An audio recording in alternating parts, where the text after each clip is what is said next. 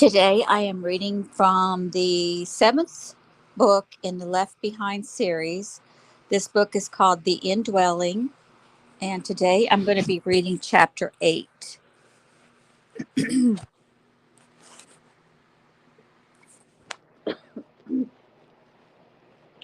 Leah sat fitfully at what was left of the tiny airport in Kankakee. When her phone rang and Rayford identified himself, she was speechless. "I have so much to talk to you about," he said, "so much to apologize for." "I'll look forward to that," she said flatly. In truth, she was more eager to get to the safe house and see Tyson than she was to talk to Rayford. "Thanks for leaving me stranded, but I guess I can see why. Did you kill Carpathia?"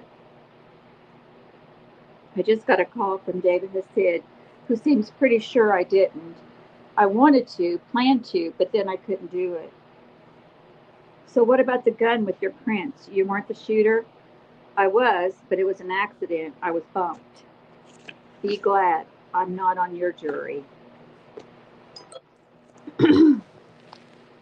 "Leah, where are you?" She told him and filled him in on her plan to fly to Milwaukee and perhaps get a ride with T to near the safe house, where they would try to determine if anyone was casing it. "Problem is, nothing is going that way tonight, and in the morning it's exorbitant. I may hitchhike. See if T will come get you. If it's too far to drive, he can fly." "I hardly know him, Rayford. When will you be here?"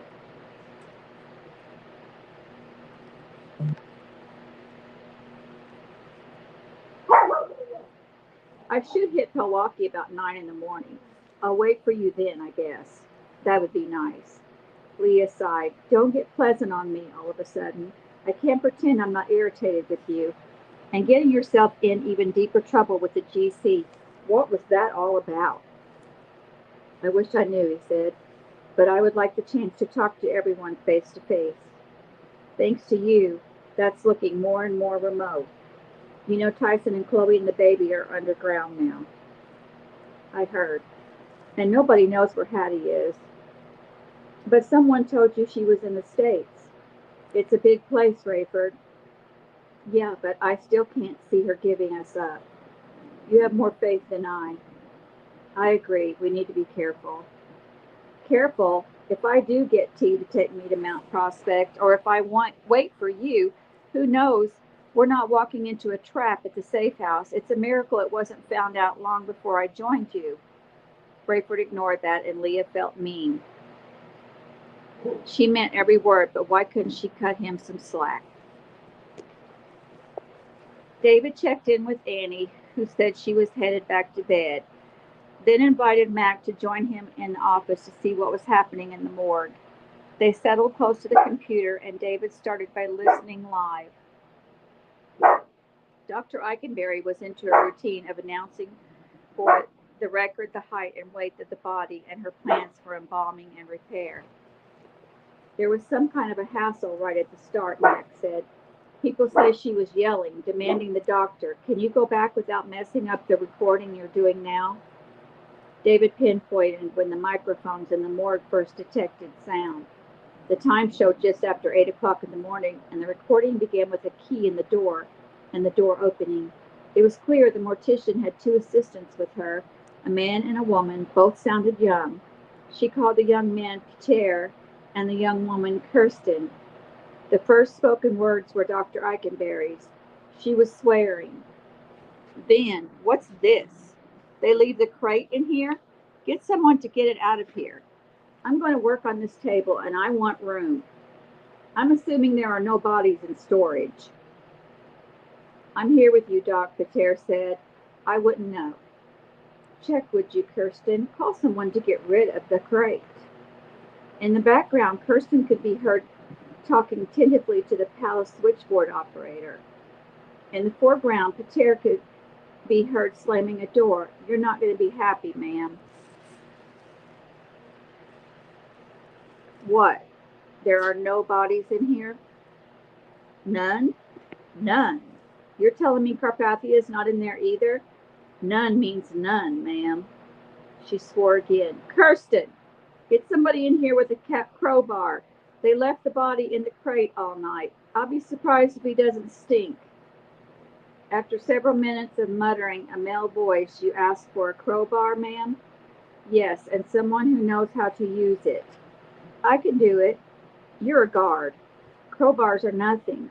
You want the box open? Put your weapon down, soldier.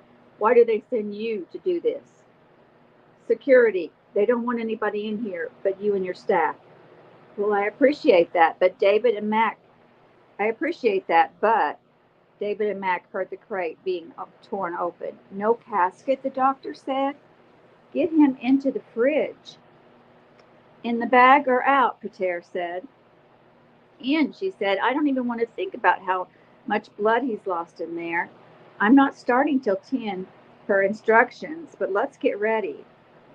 Several minutes passed with a minimal conversation, much of it related to their finding the plastic and amalgam and her instructing her assistants how and where and when to have it ready. You think this winch can handle a man his size? Never saw a portable one before, Pater said. We'll make it work. David fast-forwarded until he heard a conversation and stopped only when it seemed meaningful. Finally, he was at the 10 o'clock point and the cooler was opened again. Dr. Eikenberry switched on a recorder and spoke into a microphone. David had been hanging from the ceiling when he helped deliver her supplies. David had seen hanging from the ceiling when he helped deliver her supplies. This is Madeline Eikenberry, MD and forensic pathologist here in the morgue at Global Community Palace in New Babylon, with assistants Peter Berger and Kirsten Schultzen. They are bringing to the table the body of Nikolai Jetty Carpathia, age 36, who will remove the corpse from the body bag into which it was placed following his death, approximately 14 hours ago in Jerusalem, cause to be determined. David and Mac heard the transfer of the bag from gurney to examining table. I don't like the sound of that, Dr. Eikenberry murmured. It feels as if he may have nearly bled out. Yuck, Kirsten said. Could you spell that for the transcriptionist, dear? The doctor said. Then, oh no, oh my, ugh. Keep it off the floor. Pater, make sure it drains through the table. What a botch. Okay, transcriptionist, you know what to leave out. Pick up here. The body was not properly prepared for transfer or storage, and several liters of blood have collected in the bag. The body remains dressed in suit, tie, and shoes, but a massive wound about the posterior head and neck, which will be examined once the deceased is disrobed, appears to be the exit area for the blood. It sounded to David as if Carpathia's clothes were being cut off. No apparent anterior wounds, Dr. Eikenberry said, as the sound of spraying water came through. Let's turn him over. Oh, be careful of that, she swore again and again. Get his doctor in here now, and I mean now. What in the world is this? I was told nothing of this. The footsteps must have been Kirsten's running to the door to have someone look for the doctor, because Pater could be heard as clearly as the doctor. I thought you were to look for a bullet entry wound. So did I. Is someone trying to kill us? More spraying, grumbling, and mumbling. Finally the door opened again. Hurried footsteps. Doctor, Eikenberry began, why wasn't I told of this? Well, turning over a man with this kind of a weapon still in him is 10 times more dangerous than a cop sticking his bare hands in a perp's pocket without checking for needles or blades first. I'm sorry. You're sorry? You want to help pull this out? Oh, never mind. Just tell me if there's anything else I should have known. The doctor sounded thoroughly intimidated. Well, to tell you the truth, oh, please at least do that. I think it's about time, don't you? Uh-huh. Well, you're to look for a bullet. Damage wounds, yes. What? The fact is, the EMTs are of the opinion, the same ones who prepared, or I should say left unprepared, a body like this. That wasn't their fault, ma'am. I understand the Supreme Commander was pushing everyone to get the body out of there. Go on. The EMTs believe you would find no bullet wounds. A, a pregnant silence. Frankly, doctor, I don't care what we find. I'll give you my expert opinion, and if there are also bullet holes, I'll include that. But can you answer me one thing? Why does everybody think there was a shooter? And why is that former employee pretty much being charged in the media because his prints were found on the weapon that didn't shoot Carpathia? I don't get it. As you said, ma'am, if you'll pardon me, it isn't your place to care about the cause of death, but only to assess it. Well, I'd say about say 15 to 18 inch, what would you call this, doctor? A big knife or a small sword? A handled blade, certainly. Certainly. I'd hazard a guess that this, whatever it is, entering about 2 inches below the nape of the neck and exiting about half an inch through the crown of the skull, that certainly didn't enhance the victim's health, did it? No, ma'am. Doctor, do you really not know why I wasn't informed of this major, likely lethal wound? I know we didn't want to prejudice you. She laughed. Well, you certainly succeeded there. As for nearly slicing open my assistants and me, what do you say to that? I guess I thought you'd see the sword. Doctor, the man was swimming in his own blood. He was on his back. We transferred him the same way, disrobed him, hosed him down, saw no entry or exit wounds on the interior, and naturally flipped him to examine the posterior wounds. What do you think I was expecting? I saw the news, I heard the gunshot, and saw the people running and the victim fall.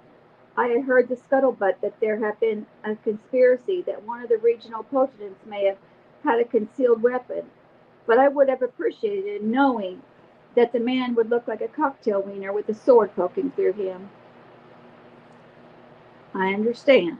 Do you see the damage this weapon did to significant tissue?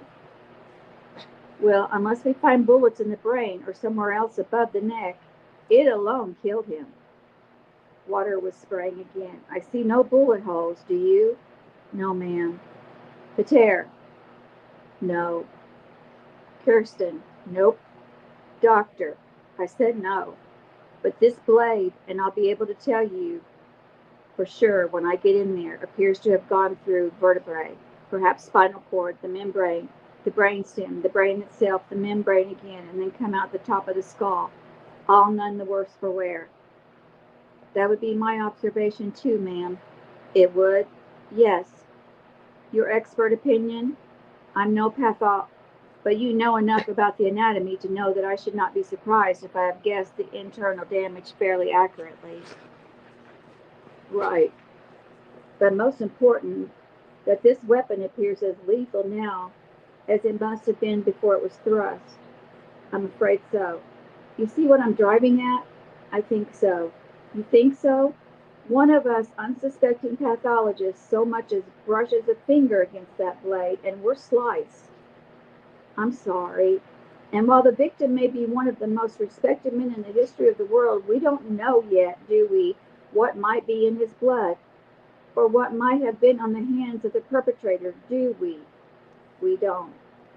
Do you notice anything unusual about the blade, sir? I don't know. I've never seen one quite like it. If that's what you're... Simpler than that, doctor. The cutting edge is facing out. You're sure there's only one cutting edge? Yes, and do you know how I know? Because I was fortunate enough to catch my finger there when we turned over the body. Look here at the top of his head as we turned him. My hand went behind the head, and hidden there in the hair was the half-inch protrusion of the blade. As soon as it came in contact with my gloved index finger, I flinched and pulled away. Had I done that on the other edge, I dare say it would have cut my finger off. I see. You see. Do you also see our challenge in removing the weapon? A pause. Actually, if it's as strong and sharp as you say, removal should be fairly simple. You just pull it back out the way it entered, and, doctor, may I remind you that the cutting edge is facing away from the body? I know. Then unless we are precise to a millimeter, the blade could cut its way out vertically. Cardinal rule of forensic pathology, do as little damage to the body as possible so it's easier to determine how much trauma was actually inflicted from without. Oh, Madeline, if I could have a word, please, privately. Excuse us, she said, obviously looking at her assistant's footsteps. Madeline, I apologize for any part I played in this dangerous situation, but we have been friends a long time. I sold the Supreme Commander on you because I wanted you to have the honor and the income. I resent being berated in front of your subordinates. And, point well taken, I'll say nice things about you when you're gone, and I do appreciate the assignment. I don't know what the benefits are to a mortician asked to evaluate the most famous victim in history, but I do owe you thanks for that. You're welcome, he said flatly, and David heard him leave. Pater and Kirsten returned. Wow, Pater said. Wow is right, Dr. Eikenberry said. That man? Yes, that doctor who just left, she clarified. Yes, I must tell you, he is a complete idiot. The mortician told the transcriptionist to please disregard everything since the turning of the body and to pick up at that point. She explained how she had irrigated the entire wound area and found just the one entry and one exit wound, with weapons still in place. The entry wound is considerably larger than the exit, and nearly all the blood flow came from the neck, though understandably there is evidence of blood exiting through eyes, nose, mouth, ears as well. That the entry wound is clearly larger, while the blade itself is not that much wider, there indicates that the weapon was dug and twisted aggressively. The skull would have held the top of the weapon in place, but the bottom appears to have flexible enough to inflict severe trauma. David looked at Mac and exhaled. Rayford's in the clear. I mean, he might get busted for shooting at Carpathia, but he couldn't have killed him. Mac shook his head. Sounds to me like Carpathia was murdered by one of his own people. Sure does, David said. There was talk of one of the potentates with something in his coat, but I want to see the video discs. Buck awoke late morning, stiff and sore. The sun blinded, but Chaim remained asleep. Buck took a closer look at Chaim's ratty blanket. The inside was blood encrusted, and he wondered how the old man could stand it. He also worried that some of the blood might be Chaim's own. Buck carefully tugged at the blanket to see if any blood stained Chaim's pajamas, but Chaim held tight and turned over, exposing his back. No wounds or stains that Buck could see. You awake? The old man mumbled, still facing away from Buck. Yes, we have to talk. Later. Now. Why don't you find me some clothes? I need to get home and I can't go like this. You don't think the GC is waiting for you there? Chaim rolled over to face Buck, squinting against the sunlight. And why would they be? Where's my phone? I want to call the house, talk to Jacob. Don't. Why not?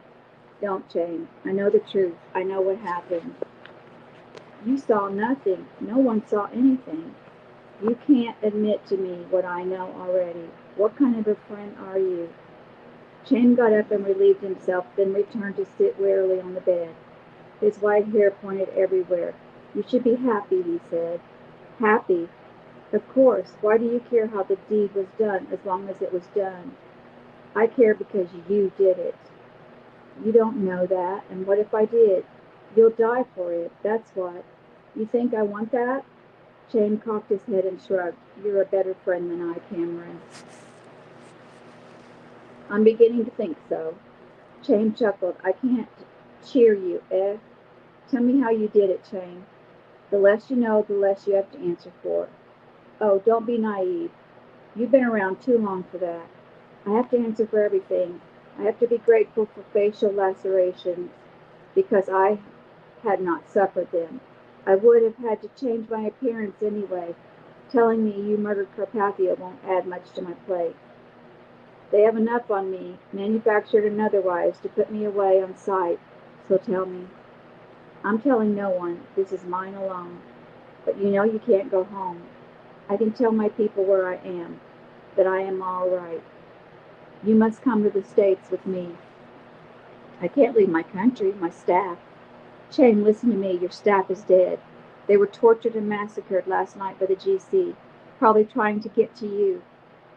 Chain looked up slowly, his hair casting wild shadows on the far wall.